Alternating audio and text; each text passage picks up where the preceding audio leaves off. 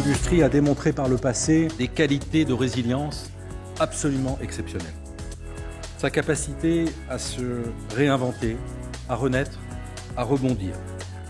L'innovation nous a fait en quelques années bousculer des montagnes.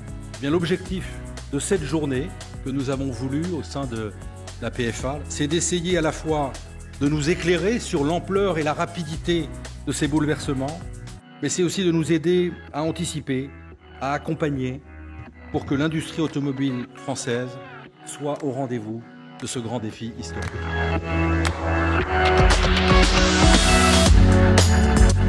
En effet, très essentiel de montrer que toutes nos industries, toutes nos entreprises travaillent certes pour le profit, pour toutes les questions de compétitivité et de concurrence que j'ai évoquées, elles ne travaillent pas que pour ça, et que la dimension sociale et environnementale est fondamentalement au cœur de ce que nous faisons. Si nous voulons communiquer sur l'industrie automobile, si nous voulons reprendre la main, si nous voulons montrer que nous sommes leaders dans le monde dans ce domaine-là, eh bien c'est cette direction-là qu'il faut prendre.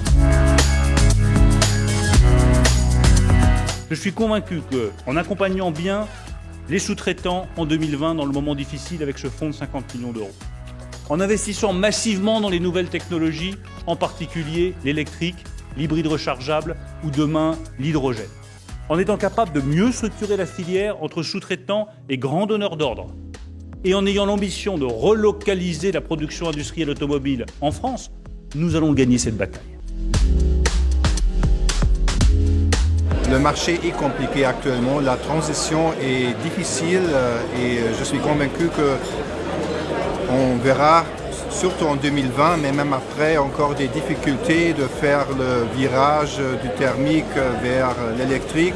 On a tous avancé pour aborder ce sujet de la transition énergétique. Il faut maintenant que aussi les infrastructures et la capacité du client final à pouvoir décider d'acheter une voiture électrique, quelle que soit sa forme, puisse se faire.